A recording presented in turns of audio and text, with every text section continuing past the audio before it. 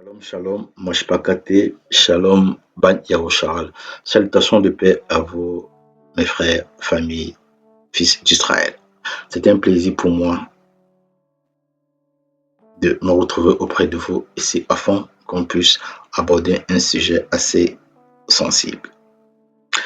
Lorsque l'Éternel décide de votre perte, il suscite contre vous des ennemis.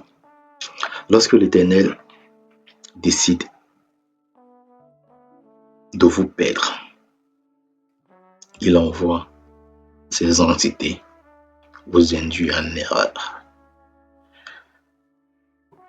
Dans Juge, chapitre 9, verset 23, on nous parle de l'entité ou l'esprit de discorde.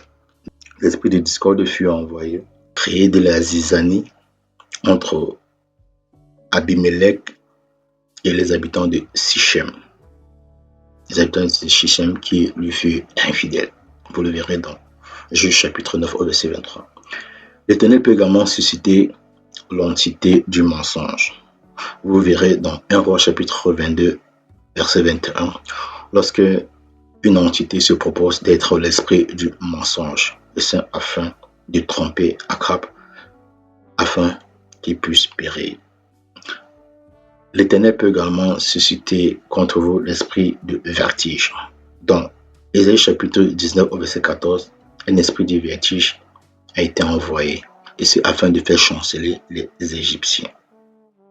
Lorsque l'Éternel veut également vous perdre, il peut envoyer un esprit de profond sommeil. Là, vous le verrez dans Ésaïe chapitre 29, 10, lorsqu'il dit « J'enverrai au milieu d'eux un esprit de profond sommeil ». Je pense que c'est cet esprit de profond sommeil qui nous environne. Pourquoi? Parce que nous sommes totalement fermés. Nous ne parvenons pas à nous réveiller, à nous poser des questions. Nous acceptons tout. Nous refusons de nous réveiller. Tout ça parce que nous sommes éloignés des préceptes de la vie. Pourquoi? Parce que ce qui est censé nous préserver d'un sommeil de mort sont les lois. Nous sommes éloignés. Comme je le disais tantôt, nous irons vérifier un précepte dans Matthieu chapitre 1, verset 21. Il est dit ceci, Matthieu chapitre 1, verset 21. Elle enfantera un fils et tu lui donneras le nom de Jésus. C'est un point. Et c'est lui qui sauvera son peuple de ses péchés. Ici, un malach, c'est-à-dire un messager, un ange, fut envoyé à une Israélite du nom de Mahem, plus piètrement connu sous le nom de Marie, qui est une appellation grecque. Donc, un ange envoyé, il lui dit, tiens, tu auras un fils, tu lui donneras le nom de Jésus. La première question est de savoir comment un ange qui vient de la part de l'Éternel donnera l'ordre à une femme d'utiliser un nom hybride, un nom dépourvu de substance spirituelle et prophétique.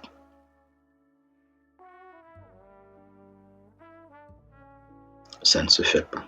Pourquoi? Parce que Jésus, déjà, n'est pas un nom hébreu.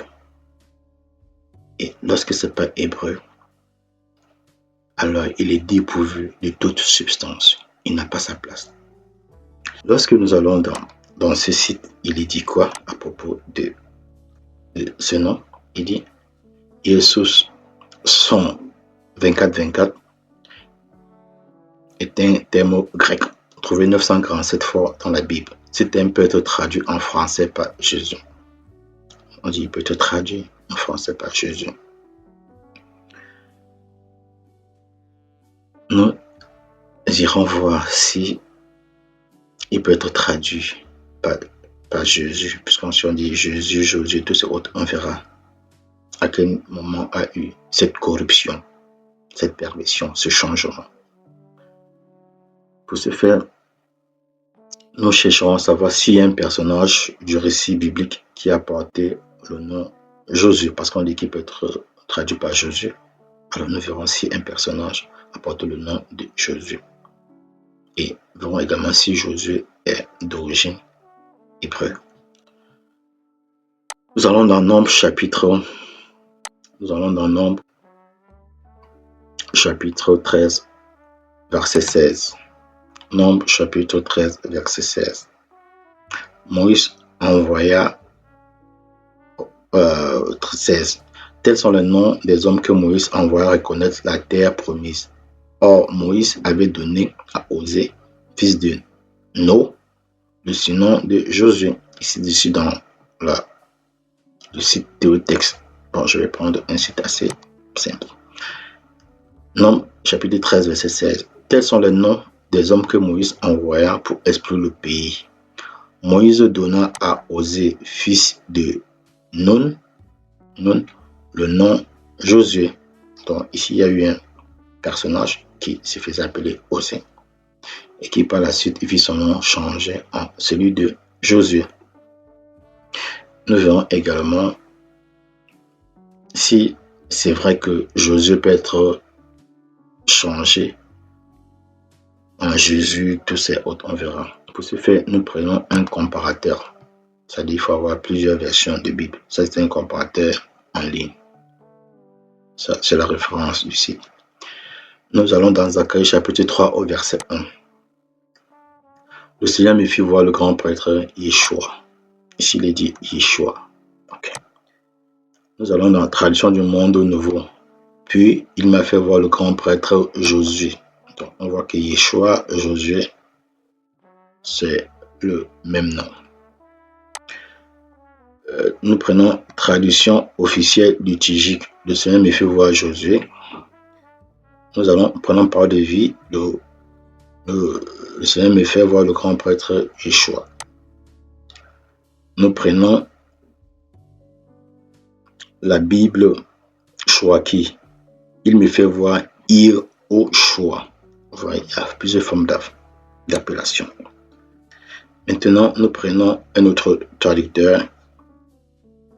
Traduction Abbé Crampon. Il me fit voir Jésus. Donc, ici, ce traducteur maintient Jésus, tandis que d'autres vont maintenir Josué, Yehoshua, Yeshua. Ça dépend des traducteurs. Traduction Jean-Baptiste Glaire. Le Seigneur me fit voir Jésus. Bible annotée de Neufchâtel. Et il me fit voir Jéhoshua.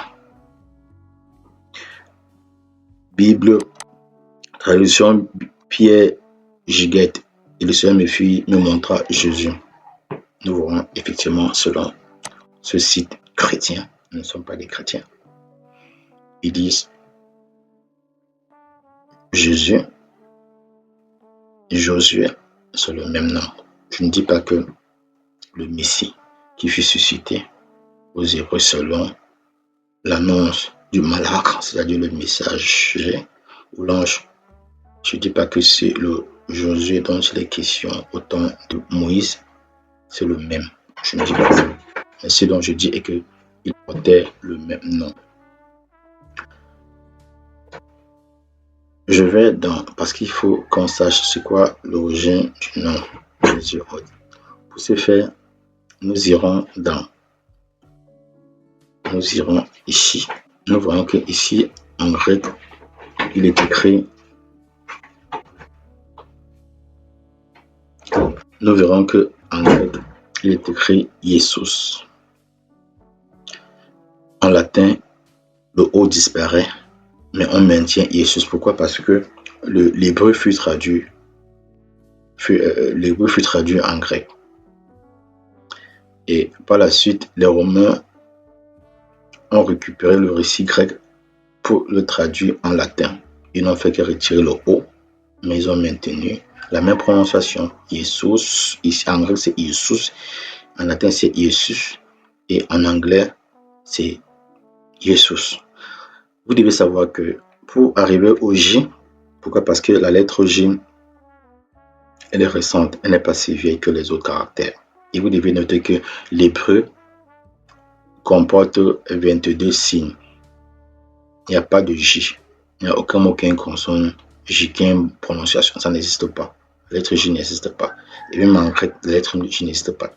Maintenant, en anglais, il fallait trouver un son. C'est d'où on a pris le I. On y a ajouté une cursive pour en faire le J. Et lorsque le J est mis sur pied, il remplace le I en début de mot. C'est pourquoi ici, en anglais, on a Jesus. Jesus. Jesus, qui renvoie à Jesus, qui est grec, et qui envoie à Jesus. Jesus, grec, avec S, qui est un suffixe autre. Donc, voilà le processus qui a été mis en place pour qu'on puisse avoir ces noms, cette forme d'appellation couramment reconnue. Vous devez savoir que tout ça, c'est la même prononciation. Pourquoi? Parce que c'est comme retirer des pièces d'argent dans la poche gauche pour les ranger dans la poche droite. C'est le même pantalon. C'est-à-dire que c'est la même prononciation. Et cette prononciation n'a rien à y voir avec la prononciation hébreu. Pourquoi? Parce qu'en hébreu, un nom est porteur d'un message. Beaucoup plus sur le plan prophétique, aussi sur le plan spirituel. Un nom n'est pas donné au hasard. Donc, venez croire que Jésus, c'est un nom hébreu. Ça fait problème. Pourquoi? Parce que nombreuses personnes vont dire, oui, Jésus signifie Dieu sauve. Mais s'il faut déformater ce nom, où est Dieu, où est sauve? Pourquoi? Parce que déjà, ce dont vous devez savoir, c'est que l'hébreu est stable. L'hébreu est stable. L'hébreu, dans sa définition des mots, n'a rien à y voir avec le grec. Nous, on prend un exemple très simple. Je reviens, vous verrez que si je vais dans ce site EMCI TV, vous verrez que vous tapez la recherche, vous tapez sauveur. Vous verrez qu'ils vont vous proposer ceci. Ils vous diront sauveur renvoie à l'astron 4990 qui est un mot grec. Donc c'est sauter. Sauter. En grec, sauveur signifie sauter. Mais par contre, si vous allez en hébreu, vous verrez, vous prenez le psaume 106, par exemple, 26, 21, peu importe, mais il faudrait que ce soit en hébreu. Vous verrez que sauveur, c'est dit Yasha. C'est dit Yasha. C'est ce qu'ils disent, vous voyez, c'est différent. En grec, on a sauté, qui renvoie à sauveur, et en hébreu, on a Yasha. Je ne dis pas que cette forme d'hébreu est exacte et autre. Non. Nous verrons par la suite comment se faisait appeler le Messie en hébreu. Pour ce faire, je vais ouvrir cette page. Pourquoi? Parce que je vais reprendre le même verset de Nombre chapitre 13 au verset 16. Nous allons essayer de le lire sous cette forme d'écriture qui n'est pas très différente de l'hébreu ancien. C'est vrai que les caractères diffèrent un peu, mais c'est pas très différent. Nous allons commencer par cette partie qui nous intéresse. Pourquoi? Parce qu'après avoir lu, nous verrons comment s'écrit l'alphabet en hébreu et comment se prononce certains mots. Par la suite, vous-même vous pourrez prononcer et faire des combinaisons. Je vais dans ce précepte de Nombre chapitre 13 au verset 26. Il est écrit, je vais prendre ici. Je vais commencer à partir de Moïse donna à Osée, fils de Nun, le nom de Josué. Ici, il est écrit de cette façon. Moshe la Oshai ban Nun Yahushai. Moshe la Oshai ban Nun Yahushai. Moshe, c'est Moïse. Yahushai, c'est a osé. Ban, c'est fils. Nun, c'est Nun. Et Yahushai. Yahushai signifie Yahou sauve. Voilà le nom de Josué en hébreu tel que les Israélites l'appelaient. Ils n'utilisaient pas le nom Jésus, ils n'utilisaient pas Yeshua, ils n'utilisaient pas cette forme de prononciation autre. Ils utilisaient Yahushai. Ça signifie qu'ils reconnaissaient que c'est l'Éternel qui sauve. Pourquoi? Parce que vous verrez quelque chose. Je reviens dans le même précepte ici. On dit, c'est lui qui sauvera son peuple de ses péchés. Ce précepte-ci, cette partie du précepte, si ses origines du psaume 130 au verset 8, il est écrit, c'est lui qui rachètera Israël de toutes ses iniquités. C'est lui qui rachètera Israël de toutes ses fautes. Ouais, c'est la même lecture, la même compréhension. Et lorsqu'on remonte au verset 7 plus haut, Israël, attends-toi à l'Éternel, car auprès de l'Éternel est la bonté, et il y a rédemption en abondance auprès de lui. Ici, il est dit que c'est l'Éternel qui viendra racheter l'iniquité de son peuple. Et lorsqu'il vient racheter l'iniquité de son peuple, il ne vient pas en personne. Il envoie, il délègue. Il envoie. C'est-à-dire, il peut prendre un personnage, disons un ministre plénipotentiaire qui donne plein pouvoir, et c'est afin de le représenter. Mais il n'est pas dit que c'est lui. Mais on sait qu'au-dessus de tout, c'est lui qui sauve, qui délivre. Pourquoi? Parce que lorsque vous allez dans le livre de Maccabée, je vais prendre ce texte. Vous allez dans Maccabée, 1 Maccabée chapitre 4, verset 21. Il écrit ceci. Alors toutes les nations reconnaîtront qu'il y a quelqu'un qui rachète et sauve Israël. Donc on sait dans la nation Israël que celui qui sauve, par-dessus tout, c'est l'Éternel. C'est pourquoi il écrit dans Isaïe que en dehors de moi, il n'y a pas de sauveur. Donc lorsqu'il est dit que Yahushai viendra sauver, en vérité, c'est l'Éternel qui sauve. Yahushua n'est que celui-là qui porte la voix, celui-là qui vient parler, mais au-dessus de lui, il y a l'entité suprême. Parce que tout Israël sait que c'est l'Éternel qui sauve. Ce n'est pas Jésus. Jésus ne sauve pas du tout. Jésus, ce nom n'existe pas. Pourquoi? Parce qu'utiliser le nom, cette forme d'appellation, Jésus, dans le récit des Hébreux israéliens, c'est plus pire que le blasphème. Pourquoi? Parce que vous ne pouvez pas mêler pureté, sainteté et impureté.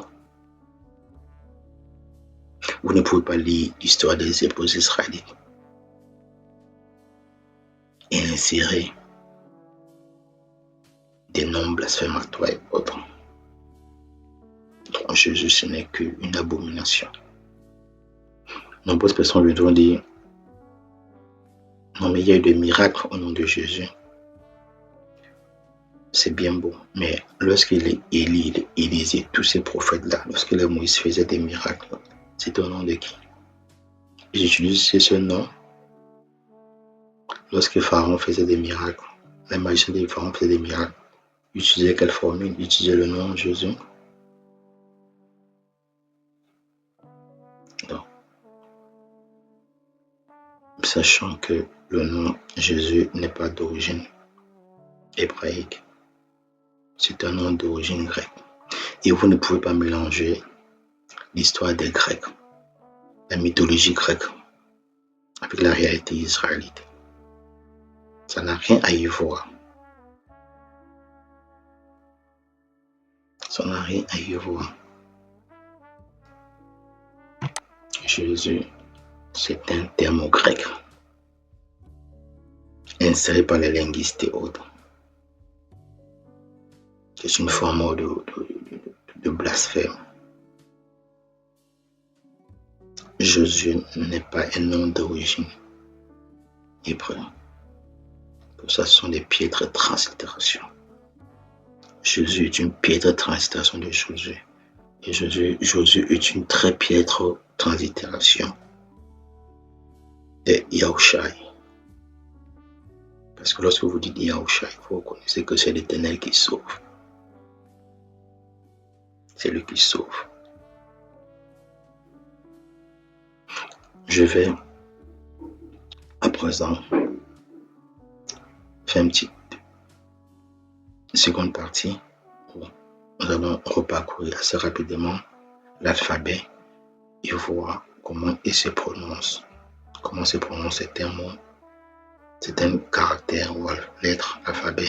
Et c'est afin de comprendre comment s'écrit Yahushai, Yahou, tous ces autres.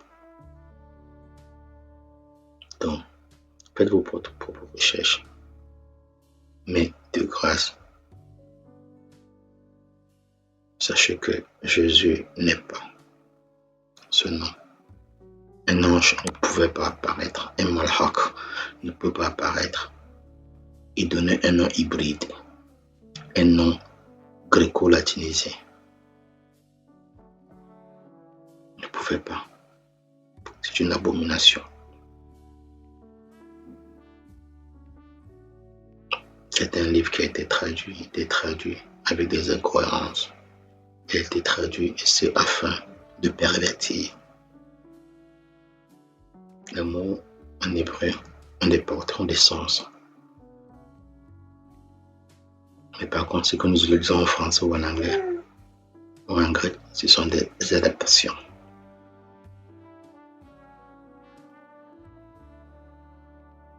Ok, maintenant nous passons à la seconde phase qui est l'apprentissage des caractères hébreux. Nous allons dire le gabarit. Le gabarit, Gaba vient de Héber. Héber, Gaba, Héber. Allons-y.